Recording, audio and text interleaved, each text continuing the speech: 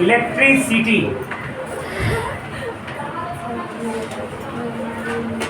विद्युत होता है। क्या होता है? विद्युत। इसको देहाती भाषा में बोले तो बिजली। ठीक है, बिजली किसे कहते हैं, क्या चीज है ना? तुम लोग को ये आज के जो जीवन है, तुम्हारा हो या मेरा हो, चाहे अंबानी का हो, चाहे नरेंद्र मोदी का हो, बिना बिजली का कुछ भी नहीं। हर समय मिनट मिनट पर उसकी बिजली की आवश्यकता पड़ती है। मोबाइल चार्ज करना हो बिजली चाहिए, किसी को पैसा भेजना हो बिजली से मोबाइल चार्ज होगा तो मोबाइल से पैसा भेजेंगे, है कि नहीं? खाना पकाना हो तो मिक्सर ग्राइंडर के लिए बिजली चाहिए, नहाना हो तो बिजली चाहिए। तो बेचारी स्मिता नहा नहीं सकती अगर बिजली खत्म हो गया तब, है कि नहीं? और क्या कर रहा है, जितना भी काम हो हर के लिए क्या चाहिए? बिजली के बिना जिंदगी अधूरी है। आज के डेट में, एक हमारे जमाने में थे बिजली आती नहीं थी, और आज के जमाना में बिजली जाती नहीं है कि नहीं? दोनों में बहुत फर्क है। तो बिजली से हर कोई फेमिलियर है, हर कोई परिचित है। मैंने परिचित मैंने उसको जानता है। कोई ऐसा है कि जो बिजली के बारे में नहीं जानता है? जिसे घर में छोड़ो क्या बोलते हैं, आज भी चापाकल से पानी चलता है तो, लेकिन अब सब मोटर से इस्तेमाल करता है, मोटर बिजली से होता है। तो बिजली से मेरे तरह से बच्चा परिचित है। तो ये बिजली है क्या चीज़, बता ना, बिजली क्या चीज़ है?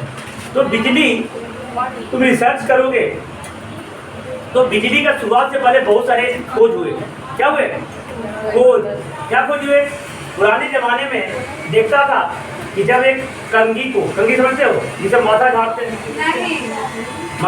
कौन तो माथा ही झाड़ते हैं। तो गलती से कोई आदमी रहा होगा, माथा झाड़ने के बजाय उसको नोचे लग गया होगा, तो कंघाई ऐसे रगड़ा होगा। नहीं समझ में? कोई भी चीज खोज हुआ।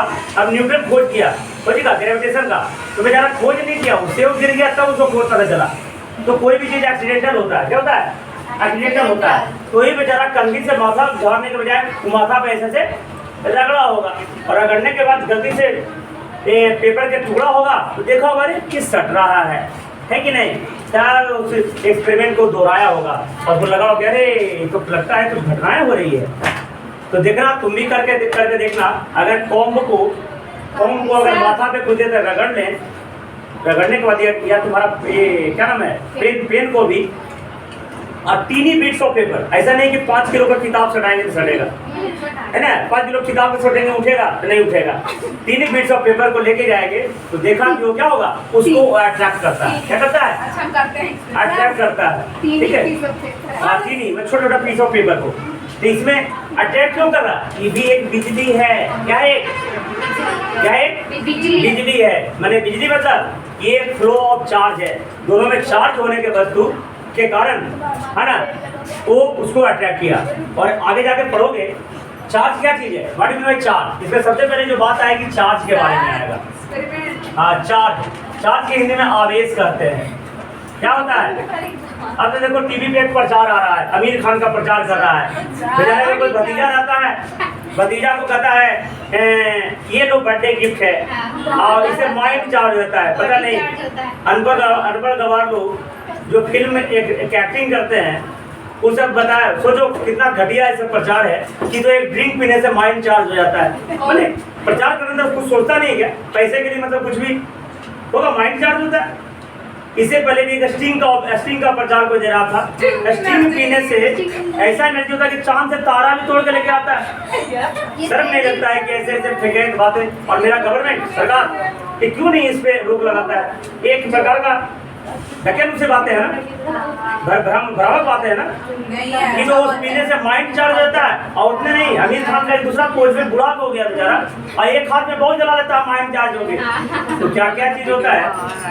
ये सब चीज गलत चीजें हैं। तो उसी चार्ज से मैं बता रहा हूँ, चार्ज क्या चीज है? चार्ज किसी वस्तु का एक गुण है। वो आमिर खान का चार्ज नहीं कि बस पिए और चार्ज हो गया, ऐसा कुछ होता नहीं है। अगर ऐसा होता तो बता 10 को रखे रहते, पीते और बहुत जला लेते। ऐसा तो होता नहीं है ना। और गलत जो है खबरें बड़े सुपरस्टार ऐसे फैलाते रहते हैं। एक दो को क्रिकेटर लोग ड्रीम 11 पे टीम बनाओ, करोड़ों जीतेंगे। अगर सबको करोड़ों जीतने करता तो गरीबी रहती क्या? तो अगर खेले जाओगे ड्रीम 11 गेम गेम को तुम बिक जाओगे तो तुम्हारे करोड़ों चली जाएगी, लेकिन करोड़ों में 2 रुपया भी नहीं आएगी। तो ऐसे ऐसे भ्रामक खबरें हमारे सुपरस्टार दिखाते हैं, बताते हैं, तो बहुत अफसोस की बात है और हम इसे अपने देश में गर्व करते हैं। क्या कहें, 100 में 90 मेहमान, फिर भी हमारा देश महान वाली बात है। तो चार्ज है, चार्ज मैंने आवेश, तो आवेश क्या चीज है? आवेश एक गुण है, आवेश एक गुण है जिससे किसी वस्तु किसी दूसरे वस्तु को या तो वो अटैक कर सकता है या तो वो रिपेल कर सकता है। मुझे समझ में आ गया? चार्ज किसी पदार्थ का हुआ गुण है, जैसे अच्छाई क्या है जी? गुण है, बुराई क्या है मेरा? गुण है। तो इसी चार्ज किसी पदार्थ का, किसी सब्सटेंस का एक प्रॉपर्टी है, जिस प्रॉपर्टी के कारण या तो किसी दूसरे वस्तु को अटैक करेगा या तो रिपेल करेगा या तो कोई प्रभाव मेरे समझ में आ गया? चार्ज 2 प्रकार के होते हैं अभी तक की जानकारी के अनुसार, आगे कुछ और हो जाए ना कर सकते हैं। अभी तक की जानकारी के अनुसार चार्ज कितने प्रकार के होते हैं? 2 प्रकार के होता है, एक पॉजिटिव चार्ज और एक नेगेटिव चार्ज। और जैसे वैसा वस्तु जिसमें कोई चार्ज ना हो उसको न्यूट्रल कहा जाता है, कहता है। जैसे देखो है ना, घर में देखना पापा मम्मी की लड़ाई में पापा भैया न्यूट्रल हो जाते होंगे हर समय, है ना। मम्मी कभी जिंदगी में न्यूट्रल होगी नहीं, भगवान कुछ जवाब तो दिया नहीं लेकिन मुंह बहुत बड़ा होकर दिया है। तो हर चीज न्यूट्रल माने जिसमें कोई फर्क, उसको मार दो पीट दो, कोई फर्क पड़ने वाला नहीं है, बुझे रहा? तो ये चार्ज समझ में आ गया? लिखो जल्दी। Charge charge a property of substance. एक में काम करो, ठीक है? ठीक लग रहा था, दो बात लीजिए ना, ये लगा ना माथा मत पूरा, हम इसका उपाय भी करते हैं। हाँ, charge a property of substance by which any object by which any object either attract or repel, either attract or repel another object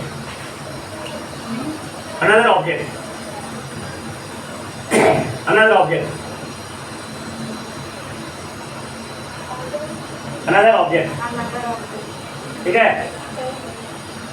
नीचे लिखे फाइंड करके charge out of 2 types.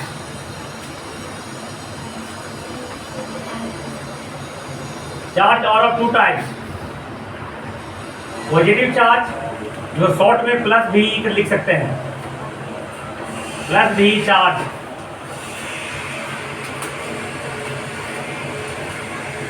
Negative charge minus भी charge, ठीक है? अभी positive charge किसको कहेंगे, negative charge किसको कहेंगे, इसके लिए भी थोड़ा सा हम पीछे जाएंगे। तो कुछ वैज्ञानिकों ने एक्सीडेंटली वो भी किया होगा, है ना, जब हम सिल्क के साथ, क्या सुना, जब हम ग्लास रॉड को रगड़ते हैं, ग्लास रॉड को, तो जैसे ही कुछ देर रगड़ोगे ना, जैसे कुछ देर रगड़ोगे तो ग्लास रॉड चार्ज हो जाता है। तो ग्लास रॉड पे जो चार्ज प्रेजेंट होता है उस चार्ज को संज्ञा दिया गया पॉजिटिव चार्ज को, उस चार्ज को कहा गया पॉजिटिव चार्ज। समझ में आ गया है? अच्छा, ये कभी तुम सब सोच रही हो मेरी बात को कि जब कोई, मैं बार बार बोल रहा हूँ, कभी माथा पे कंघी रगड़ेंगे, कभी बाल पे कंघी रगड़ेंगे, कभी ये रगड़ते क्यों है? रगड़ने से चार्ज क्यों हो जाता है? तो सोचे हो? तो नहीं सोचे हो तो हम सोचवा देते हैं, है ना। अब कैसे सोचवाते हैं, इसलिए थोड़ा सा केमिस्ट्री में जाना पड़ेगा। तुमको पता होगा कि सभी एलिमेंट के पास, एलिमेंट हो, कंपाउंड हो, मिक्सचर हो, सबसे स्मॉलेस्ट पार्टिकल एक एटम होता है। क्या होता है? होता है ना। प्रत्येक सब्सटेंस एक छोटे एटम से मिलकर बना होता है। बहुत सारे एटम्स मिलकर मॉलिक्यूल्स का फॉर्मेशन करते हैं, जानती हो ना। तो एटम में भी जानती हो, 9 से बताए थे एटॉमिक स्ट्रक्चर में कि एटम के सेंटर में प्रोटॉन और न्यूट्रॉन रहता है। तो इसका क्या, एटम के सेंटर में प्रोटॉन और जो न्यूक्लियस में पूरी तरह से पैक रहता है, इस पे कोई बाहर वाला डाका नहीं डाल सकता। लेकिन इसके बाहर एक क्या होता है, एक ऑर्बिट होते हैं, इलिप्टिकल ऑर्बिट, जिसमें इलेक्ट्रॉन क्या होते हैं, घूमते रहते हैं। पहला ऑर्बिट में 2 इलेक्ट्रॉन, दूसरे ऑर्बिट में 8 इलेक्ट्रॉन, इस तरीका घूमते रहते हैं। तो सच है। तो जब हम रगड़ते हैं तो रगड़ने के कारण इसके बाहरी कक्षा में जो इलेक्ट्रॉन होता है दूसरे एलिमेंट में या तो चले जाते हैं, है ना, किसी न किसी का चला जाएगा, तो जब चला जाएगा तो इसमें इलेक्ट्रॉन कमेगा या बढ़ेगा? और जिसमें इलेक्ट्रॉन ज्यादा चल गया उसमें बढ़ेगा कि नहीं बढ़ेगा? बढ़ेगा ना। अब तुमको इलेक्ट्रॉन पे कैसा चार्ज होता है? नेगेटिव -1.6 गुने 10⁻⁻⁻ -19 कूलम। तो दिक्कत। अब देखो तुमको ये भी केमिस्ट्री पढ़ा था क्लास 9 में, Z बराबर E बराबर P होता है क्या?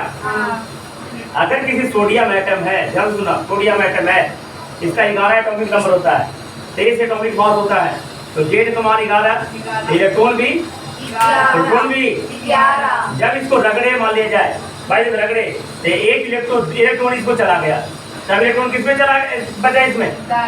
लेकिन प्रोटॉन तो सेम ही रहेगा ना, तो ये बन जाएगा पॉजिटिव चार्ज। क्या बन जाएगा? और जिसपे इलेक्ट्रॉन फालतू हो गया, जब प्रोटॉन तो कम होगा, तो बन जाएगा नेगेटिव चार्ज। इसलिए किसी चीज को रगड़ने से, रबिंग कहते हैं, रबिंग करने से कोई भी वस्तु चार्ज हो जाती है। क्या होती है? और अगर रगड़ने से इलेक्ट्रॉन का ट्रांसफर नहीं होगा, है ना, इलेक्ट्रॉन का ट्रांसफर किसी में, तो वस्तु में कोई फर्क नहीं पड़ेगा। लेकिन अगर इलेक्ट्रॉन ट्रांसफर हो गया, है ना, तो कोई वस्तु चार्ज हो जाएगा। अब जिस वस्तु पे इलेक्ट्रॉन ज्यादा हो गया वो नेगेटिव चार्ज हो जाएगा, जिस वस्तु पे इलेक्ट्रॉन कम गया वो पॉजिटिव चार्ज हो जाएगा। समझ में आ गया?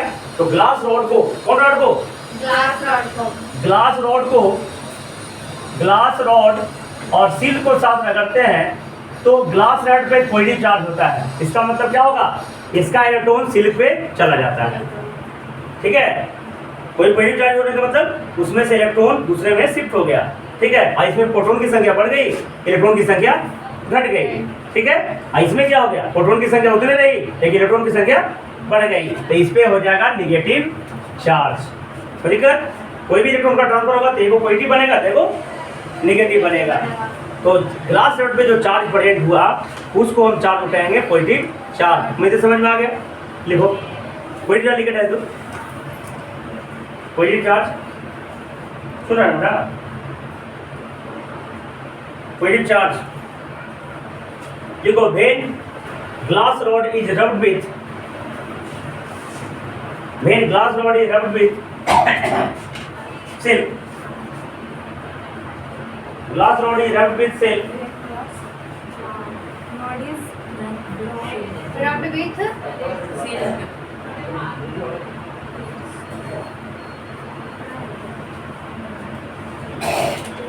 glass rod is rubbed with silk, comma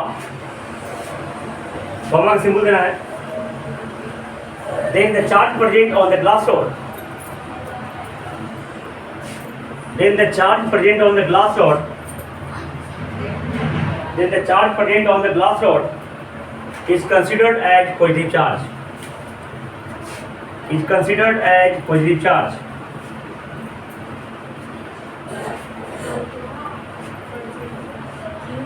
Charge present on glass rod is considered as positive charge. Negative charge लिखे तो negative charge लिखे तो negative charge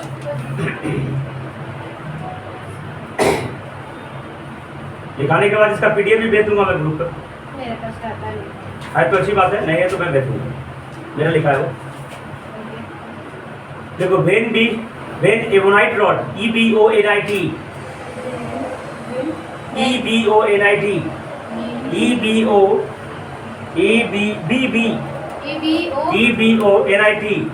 एवोनाइट rod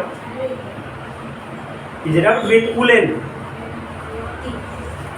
एवोनाइट rod would rubbed with woolen, woolen में ऊनी होता है, rubbed with woolen, then the charge present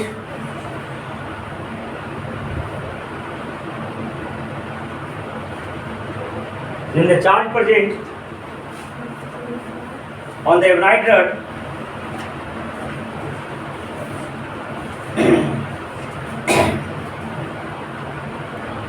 charge present on the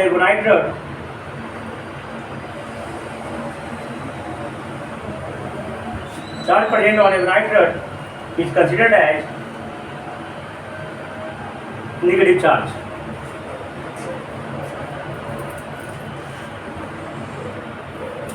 Considered as negative charge. इसमें थोड़ा सा जानकर, जब हम ग्लास रॉड पे उसमें पॉजिटिव चार्ज होता है ना, इसका मतलब सिर्फ पे नेगेटिव होगा, यहाँ पे राइट पे निगेटिव चार्ज हो रहा है ना, इसका मतलब बुलेट पर पॉजिटिव होगा, याद रखना, समझ गया ना, अंडरस्टैंड। एक और पॉइंट लेके लिखो, when there is no any charge present on any object, when there is no any charge present on any object, when there is no any charge present on any object, then that object is called neutral object. Then that object is called neutral object. कोई charge present ना हो तो उसको neutral object कहते हैं।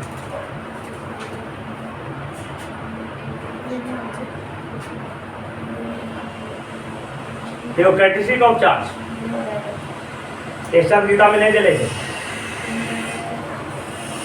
Characteristic of charge, characteristic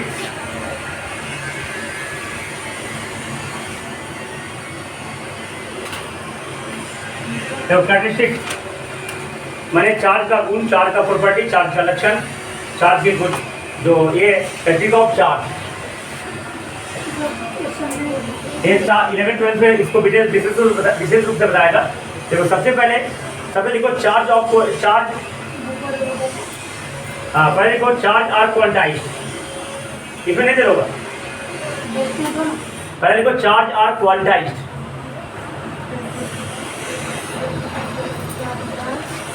charge are quantise, हाँ देखो पहला में charge are quantise, QUANTIZED, quantised, QUANTIZED, charge are quantised. अच्छा क्वांटाइज्ड मतलब समझते हो, ठीक है हम समझाते हैं। मैंने जो कोई भी वस्तु में चार्ज प्रेजेंट होगा, ठीक है, कोई भी वस्तु में चार्ज प्रेजेंट होगा। तो अच्छा ध्यान सुनो मेरी बात, इधर हम जैसे कि कोई वस्तु खरीदते हैं, मेरी बात समझने की कोशिश करना, कोई वस्तु खरीदते हैं तो मार्केट में दाम पूछते हैं जी कि सेव कितने कैसे रुपए केजी है, क्या बोलता है वो 100 रुपये किलो, क्या बोलता है वो बोलेगा 100.5007 रुपये किलो, है ना बोलता है। और अगर हम कहीं गलती से बोल दिया तो दुकान की आम बंद करना पड़ेगा, कहे कि एक के नापने में अब तुम हमको तुम उसको कहोगे कि 500.3375 का हमको हम सेव चाहिए, तो उसको दिन भर में तेरा वही सेव देते रहेगा और वो भी एक्यूरेट नहीं निकाल पाएगा। इसलिए क्या करते हैं, सबसे एक स्मॉल क्वांटिटी हम लोग मेजर करते हैं रुपया और उसको फिक्स करते हैं 100 रुपये किलो है जी, ठीक है। तो तुम कहोगे 50 रुपये किलो, अच्छा तो भागा लगा देंगे, आधा किलो हो गया काम और तुरंत काम। तो सबसे स्मॉल क्वांटिटी क्या में माना, रुपया को, 1 रुपया को, ठीक है। और अगर उससे भी छोटा होना है तो उससे भी स्मॉल क्वांटिटी है पैसा, 1 रुपया में 100 पैसा, है ना। और बाद में तो और होता था, आना बाना होता था, 1 रुपया में 16 आना, फलाना ढिमकाना 16 आना होता था। इसे 4 आना मैंने 25 पैसा होता था, 8 आना मैंने 50 पैसा होता था। तुम लोग तो ये बहुत बेशकीमती चीज़ खो दी। हम लोग पता है 20 पैसे में कम से कम 20 को चॉकलेट खरीदते थे और कितना खुशी से खेलते रहते थे लंच में जाके। पता है 1 रुपया में कम से कम 20 को गोलगप्पा खिलाता था। हाँ मिलता था गोलगप्पा, हाँ मिलता था, गोलगप्पा में सब्जी मिलता था, एवरीथिंग, है कि नहीं। लेकिन आज तो तुम लोग ये स्वर्णिम युग होकर 50-500 रुपये में भी कुछ नहीं मिलेगा आज के डेट में। हम लोग समय 1 रुपये में पॉकेट रहता था ना, अरे अब तो पूरा दुनिया खरीद सकते हैं, ऐसा फीलिंग्स आती थी। और आज तुम्हारे पास अगर 5,000 मिलेगा ना, जय तो जैसे मोड़े पे जैसे खत्म हो जाएगा। एक बढ़िया सा ड्रेस नहीं होगा बेचारी के सरस्वती पूजा में पहनने के लिए, ऐसा फीलिंग्स आएगी, तो है कि नहीं। तो चार्ज ऑफ क्वांटाइज मतलब चार्ज का सबसे स्मॉल इंटीग्रल माना गया इलेक्ट्रॉन को। क्या माना गया, इलेक्ट्रॉन में कितना चार्ज होता है, 1.61 × 10⁻⁹ कूलम। कोई दिक्कत। तो इसी से बताया गया कि किसी वस्तु में जो चार्ज प्रेजेंट होगा ना, इसी का इंटीग्रल होगा, इंटीग्रल प्रोडक्ट होगा। यानी डेट इज मैथमेटिकली बोलेंगे तो मैथमेटिकली इसको बोलेंगे तो Q बराबर NE, क्या लिखेंगे, किसी भी वस्तु में जो चार्ज प्रेजेंट होगा इसके इलेक्ट्रॉन के चार्ज के मल्टीपल्स होंगे, ठीक है। जिसमें 1 इलेक्ट्रॉन है इतना चार्ज, जिसमें 2 इलेक्ट्रॉन है 2 गुना उतना चार्ज, जिसमें 3 इलेक्ट्रॉन होंगे वो 3 गुना उतना चार्ज, माने integral multiples of charge of electrons होंगे। इसे कहते हैं चार्ज ऑफ क्वांटाइज्ड, फिक्स है। और ये भी तो आप तुमको बसते हैं, अगर किसी वस्तु से इंटरेक्ट नहीं किया जाए तो ना तो चार्ज को तुम खत्म कर सकते हो और ना तो किसी वस्तु में अपने आप चार्ज उत्पन्न कर सकते हो। चार्ज को उत्पन्न करने के लिए, घटाने बढ़ाने के लिए उसको रब करना पड़ेगा, रगड़ना पड़ेगा। लेकिन अगर कोई आइसोलेटेड सिस्टम है, आइसोलेटेड समझते हो, हैं? कोरोना हुआ, कोरोना में 3-3 साल घर में रही है, फिर आइसोलेटेड का मतलब नहीं समझती हो? तब नहीं कहता था हम लोग फलाना होम आइसोलेशन में रहो, है ना? आइसोलेशन समझते हो, घर में रहो, बाकी किसी से मतलब नहीं रखो, वही को आइसोलेटेड सिस्टम कहते हैं। मैंने ऐसा जगह रख दो जिसमें बाहर से किसी से उसको मतलब नहीं, इसलिए आइसोलेटेड सिस्टम है। जब किसी को कोई से नहीं मतलब है, तब चार्ज को हम ना तो क्रिएट कर सकते हैं नहीं तो डिस्ट्रॉय कर सकते हैं। तो दिक्कत क्रिएट करने के लिए, घटाने बढ़ाने के लिए, डिस्ट्रॉय खत्म करने के लिए उसको किसी न किसी वस्तु से इंटरेक्ट होना पड़ेगा, रगड़ना पड़ेगा, रबिंग करना पड़ेगा, ये इंटरेक्ट होना पड़ेगा, समझ में आया? लेकिन अगर कोई ऐसा नहीं होगा तो किसी वस्तु में जो चार्ज होगा, इलेक्ट्रॉन के चार्ज के इंटीग्रल मल्टीपल होते हैं, इसे कहते हैं charge are quantized.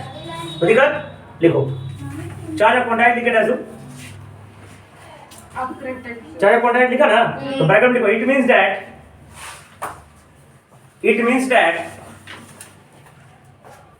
Means that the total charge present in any object, it means that the total charge present in any object, the total charge present in any object is equal to integral multiples of charge of one electron, integral multiples of charge of one electron। क्या बताया रे Diwakar? It means that the charge present in any object is equal to integral multiples of charge of one electron, that is mathematically q बराबर ne, that is mathematically q बराबर ne। देखो भैया q बराबर charge, q बराबर charge, n बराबर number of electrons, q बराबर charge, n बराबर number of electrons, e बराबर charge of one electron, e बराबर चार्ज ऑफ वन इलेक्ट्रॉन। अब चार्ज ऑफ वन इलेक्ट्रॉन को ब्रैकेट में लिख लगा ये वाला -1.6 गुने 10 to -19 कूलम, हाँ -1.6 to 10 to -19 कूलम। दूसरा पॉइंट लिखेगा the essence of charge is coulomb, the essence of charge is coulomb, coulomb denoted as c। हाँ essence of charge is coulomb सी। अब पूछेगा चार्ज को डिनोट किसे किसे करते हैं? क्यू से। ये भी पॉइंट लिखा तो लिख लो, charge denoted by Q, charge denoted by Q, इसका ऐसा होगा कूलम्ब। अगला पॉइंट लिखा charge is scalar quantity,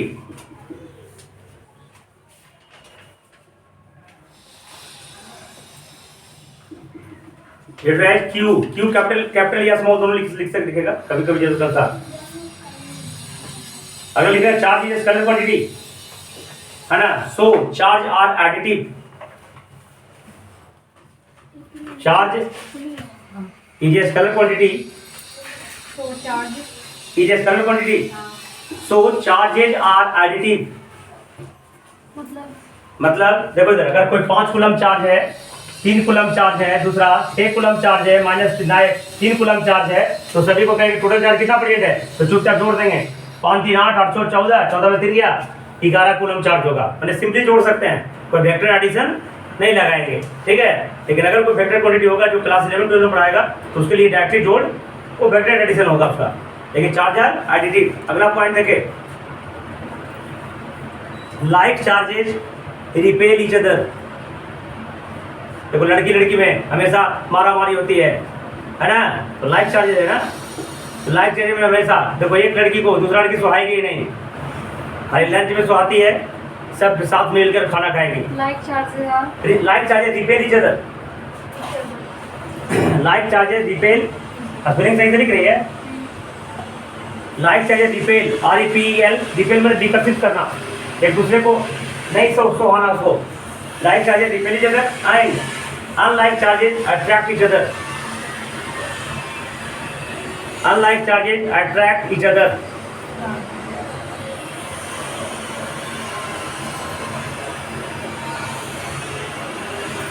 Unlike charges attract each other. ठीक है? Unlike charges attract each other. ठीक है? चार्ज के बारे में जान गया, चार्ज क्या चीज के बारे में जान गया, चार्ज कितने होते हैं सब जान गया। अब देखो Coulomb's law of charge, Coulomb's law बहुत इंपॉर्टेंट है, बता दें इसको। हाँ हम बताते हैं ना, सिलेबस से हटा दिया गया है तो हम बता देते हैं, सिलेबस से हम थोड़ी माने मतलब रखेंगे। आगे तुमको IIT करना है ना, नीट करना है ना, पढ़ना है ना आगे, है ना, पढ़ना है तो आगे Coulomb's law, Coulomb's law, Coulomb's law of charges, या खाली कूलम्ब्स लॉ लिखो। ये एक्चुअली 12th में पढ़ने का होगा इलेक्ट्रोस्टैट में। देखो अच्छा इलेक्ट्रिसिटी आगे जाके बताएंगे। इलेक्ट्रिसिटी दो टाइप्स का होते हैं। इसे कितने टाइप्स का होते हैं? आदमी में कितने टाइप्स का होते हैं? दो टाइप्स, लेकिन मेरे हिसाब से आपके 4 टाइप्स का होते हैं। कितने टाइप्स होते हैं बता सकते हो कौन कौन? एक अच्छा, एक बुरा, एक अच्छा में बुरा, एक बुरा में अच्छा, है कि नहीं? ये 4 टाइप होता है, लेकिन जनरली 2 ही टाइप का होते हैं। इलेक्ट्रिसिटी कितने टाइप का होते हैं? 2 प्रकार के। इससे पहले स्टार्ट में लिख दो, electricity are of 2 types. Electricity are of 2 types, 2 types. पहला स्टैटिक इलेक्ट्रिसिटी, स्टैटिक इलेक्ट्रिसिटी, दूसरा करेंट इलेक्ट्रिसिटी। ठीक है, चलो स्टैटिक इलेक्ट्रिसिटी लिख दे दो। स्टैटिक इलेक्ट्रिसिटी लिख दे दो, उसके बाद कूलम्ब्स लॉ लिखाएंगे। स्टैटिक इलेक्ट्रिसिटी देखो, द इलेक्ट्रिसिटी, स्टैटिक इलेक्ट्रिसिटी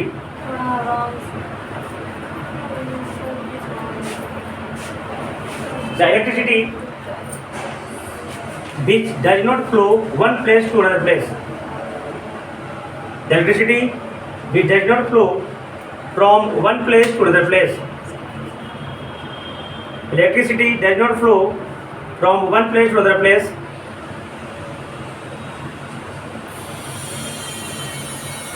है ना, उत्पन्न तो होगा लेकिन एक जगह दूसरी जगह मूव नहीं करा सकते। जैसे कि अभी हम रगड़े वो कागज के पत्ता, कागज के टुकड़ा को खींच तो लिया तो इलेक्ट्रिसिटी उत्पन्न हो गया उसमें, चार्ज उत्पन्न हो गया उसमें, है ना। लेकिन अब थोड़ी है कि जहाँ पर इसे तार जोड़ के हम बॉल जला लेंगे, तार जोड़ के पंखा जला लेंगे या कुछ और कर लेंगे, उसको हम फ्लो नहीं करवा सकते। तो वो इलेक्ट्रिसिटी है लेकिन उसको मूव हम नहीं करा सकते, तो वो इलेक्ट्रिसिटी को कहेंगे। लेकिन ये जो बिजली जैसे पंखा चला रहे हैं, बस जैसे चार्ज उत्पन्न हो रहा है जैसे तार जोड़ेंगे पंखा जला लिए, बॉल जोड़ेंगे बॉल जला लिए। तीस इलेक्ट्रिसिटी ये भी चार्ज फ्लो ऑफ चार्ज ही है, ये भी फ्लो ऑफ चार्ज है कि ये तार से क्या जा रहा है, इलेक्ट्रॉन जा रहा है, क्या जा रहा है, आगे जाके लिखाएंगे। Flowing charge of flow the continuous flow of charge in electricity, ये भी क्या है, फ्लो ऑफ चार्ज ही है। लेकिन इस चार्ज इलेक्ट्रॉन को चार्ज को एक जगह दूसरा जगह ले जा सकते हैं, लेकिन वो जो रगड़ने से जो चार्ज उत्पन्न हुआ उसको हम एक जगह दूसरा जगह नहीं लेके जा सकते हैं। तो स्टैटिक इलेक्ट्रिसिटी है जिसको हम 12th में इलेक्ट्रोस्टैट चैप्टर में पढ़ते हैं और उसी पे कूलम्ब्स लॉ है। ठीक है, और जिस करंट से जिस इलेक्ट्रिसिटी को हम एक जगह दूसरा जगह लेके जा सकते हैं उसे कहेंगे करंट इलेक्ट्रिसिटी, है ना। तो लिख दो करंट इलेक्ट्रिसिटी, लिखे जाए तो तेजी में 5 दिन के बराबर 1 दिन में पढ़ना है। देखो the electricity which can flow from one place to another place, the electricity which can flow from one place to another place, the electricity which can flow from one place to another place is called current electricity, is called current electricity, is called current electricity। आगे लिखे Coulomb's law,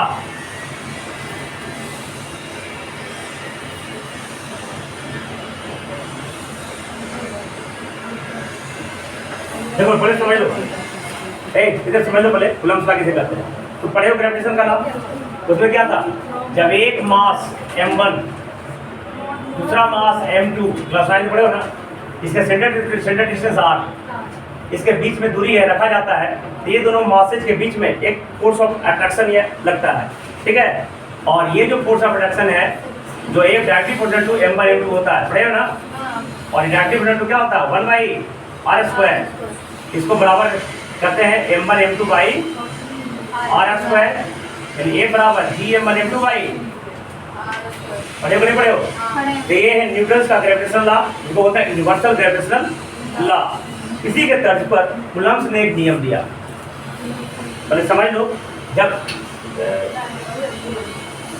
जब दो charges Q1 and Q2 अलग अलग नाम दे दी, कुछ भी हो, जब दो चार्जेज Q1 एंड चार्ज को जल्दी स्फीयर माना जाता है, चार्ज को जल्दी क्या माना जाता है, एटम का शेप जल्दी स्फीयर माना जाता है।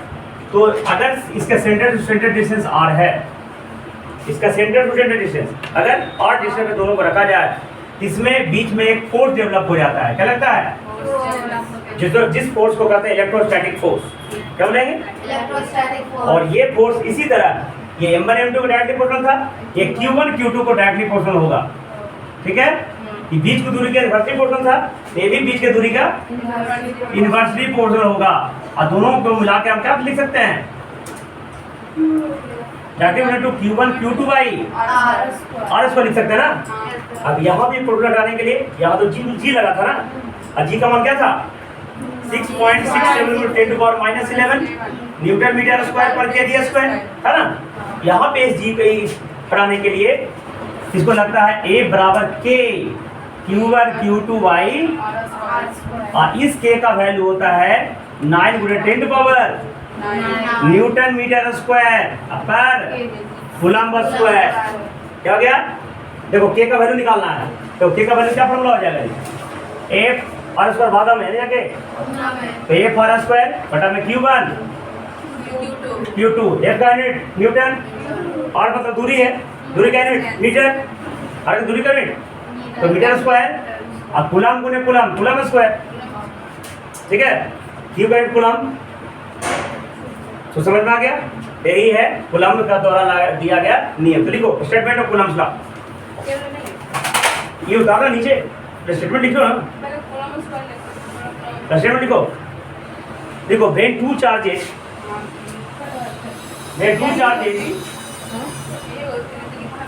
when two charges Q1 and Q2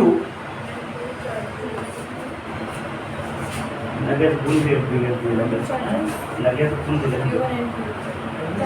आओ उसी से आराम करवा दूंगा, आराम करो, फिर बढ़िया समझ लगा था।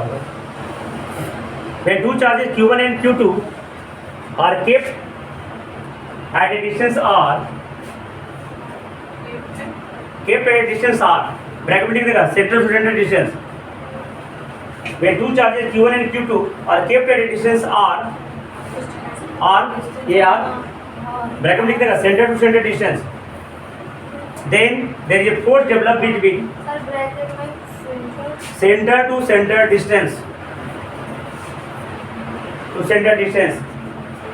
देखिएगा आगे, then there is a force developed between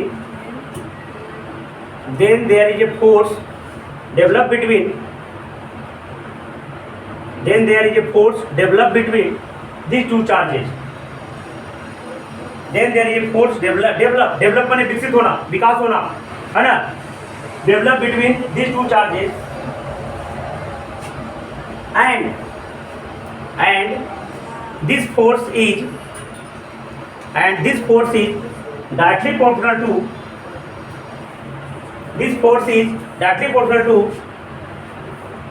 product of their charges, and this force is directly proportional to product of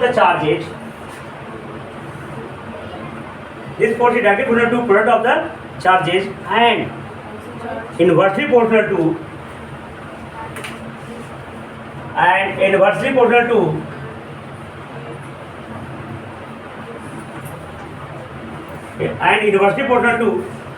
the squared लिखा था ना, SQUARED, squared, and inversely proportional to a squared distance between them, inversely proportional to a squared distance between them. Mathematically लिखो इसको, या लिखो mathematically, आइए पूरा उतार लो।